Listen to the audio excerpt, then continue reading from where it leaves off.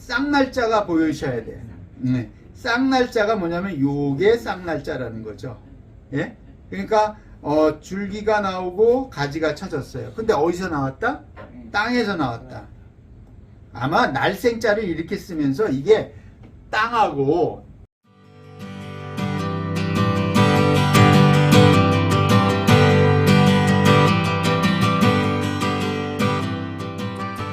예, 안녕하세요. 예. 자, 그림 문자 이어서 하겠습니다. 오늘은 46강이고요. 이제 계속 되는 거예요. 이게 이제 식물과 관련되는 건데, 오늘 나오는 글자는 이제 많이 쓰는 글자이면서도 우리가 주의 있게 보는 이제 글자입니다. 자, 이런 글자예요. 이게 많이 썼죠. 우리가 통상 쓰는 거는 요렇게 씁니다. 이게 날생자예죠.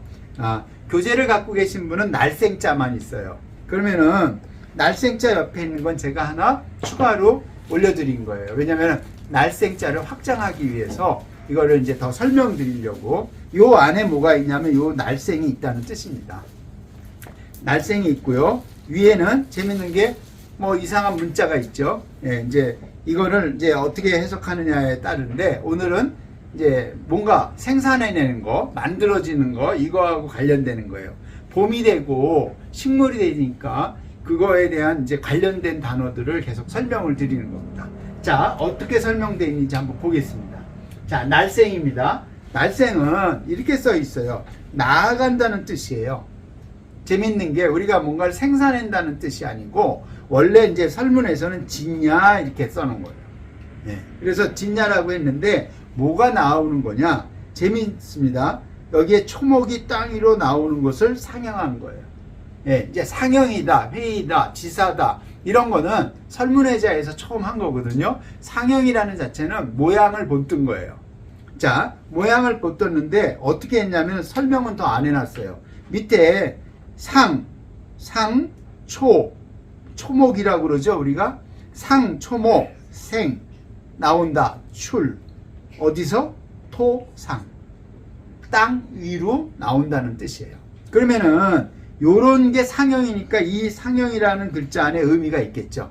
우리가 지금은 나무목도 배웠어요. 쌍날철도 배웠어요. 나무목은 쌍날철에서 나왔다 그랬죠. 쌍날철은 뭐냐면은 가지가 나오고, 가지가 아니라 줄기가 나오고, 예, 가지가 나온다고 그랬죠. 예. 그리고 나무목은 거기에 뿌리를 내린다고 그랬지 않습니까? 그러니까 초두변이라고 그러죠. 이걸 이렇게 쓰고 이제 나무 목자를 이제 배운 거예요. 자, 그럼 날생자도 결국은 이 글자를 배웠으니까 이제 보이시나요? 쌍날자가 보이셔야 돼요. 쌍날자가 뭐냐면 요게 쌍날자라는 거죠. 예? 그러니까 줄기가 나오고 가지가 쳐졌어요. 근데 어디서 나왔다? 땅에서 나왔다. 아마 날생자를 이렇게 쓰면서 이게 땅하고 저기 뭐죠? 쌍날하고 결합됐다라고 생각을 안 하셨을 거예요. 그 말의 근거는 여기에 있는 거예요.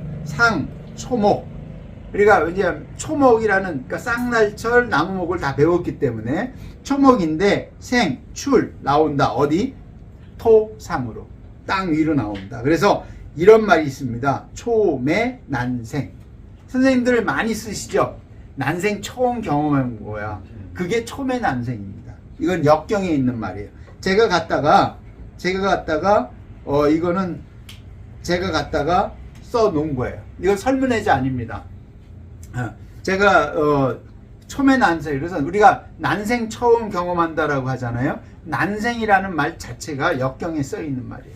네, 그래서 난생 나오려면은 얼마나 힘들어요. 예?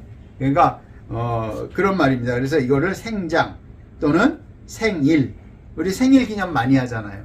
그 다음에 생산 할 때 앞에 있던 게 이게 산자입니다. 나오는데 뭐가 나온다? 뭐가 만들어낸다라는 뜻이잖아요. 그게 이제 날생자가 갖고 있는 의미입니다. 자, 이제 이어서 날생이어서 이겁니다.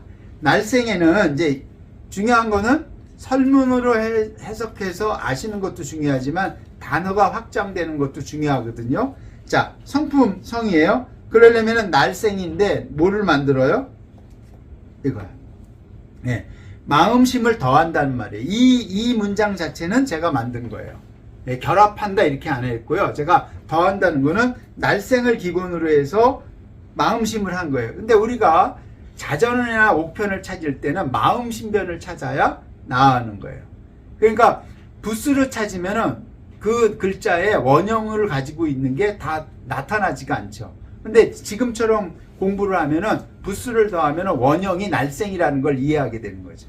자, 사람의 양기이고 선한 것이다. 난다는 거는 이렇게 쓰는 겁니다. 인지, 양기성, 선자야. 태어날부터 우리 많이 배우셨죠? 태어날 때부터 선하다. 누가 주장했냐면 성선설을 주장했죠.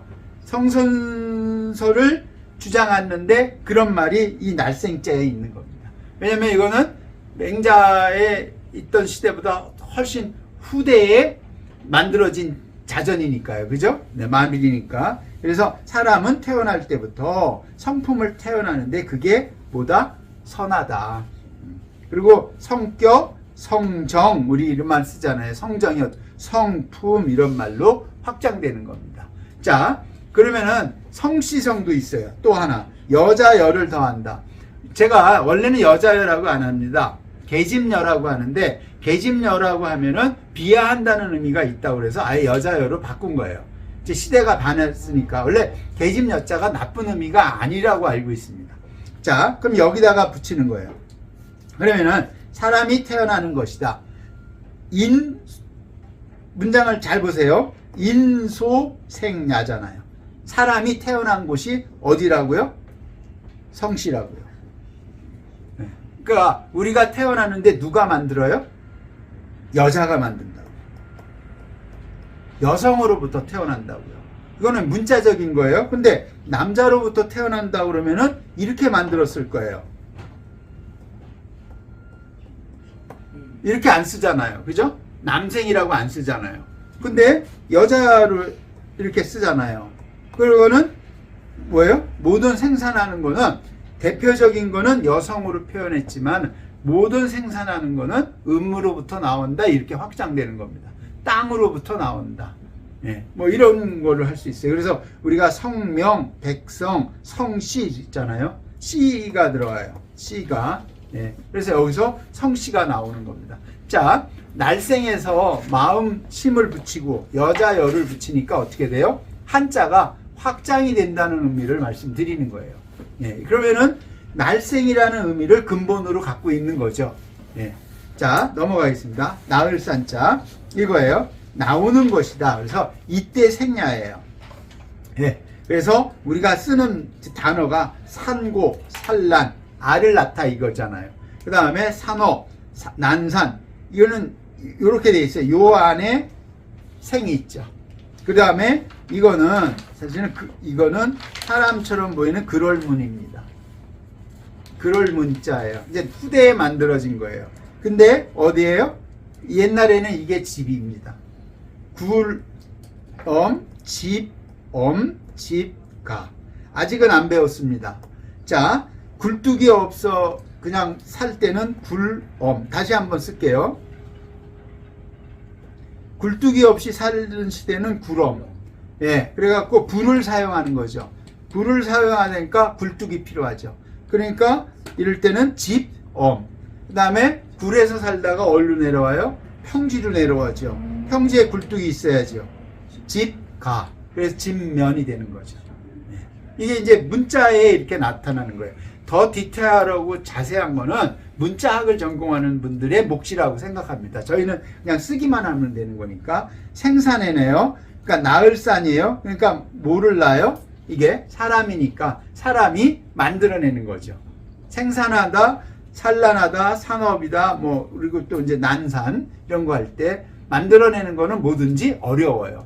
그러니까 창작이나 이런 게 어려운 거잖아. 있는 거 갖고 해석하는 건 쉬운 거예요. 오히려.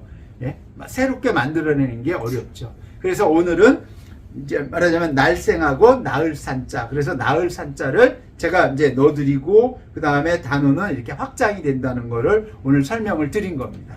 자, 여기까지 해서 오늘도 동몽이 경몽이 됐고요. 경몽이라는 건 결국은 낳는 겁니다. 예, 여기 이제 여기 돼지시도 있고요. 그죠? 예, 낳는 거고 오늘도 매일 학문하는 자세 이렇게 하시면 될 것 같습니다. 여기서 마치도록 하겠습니다. 감사합니다.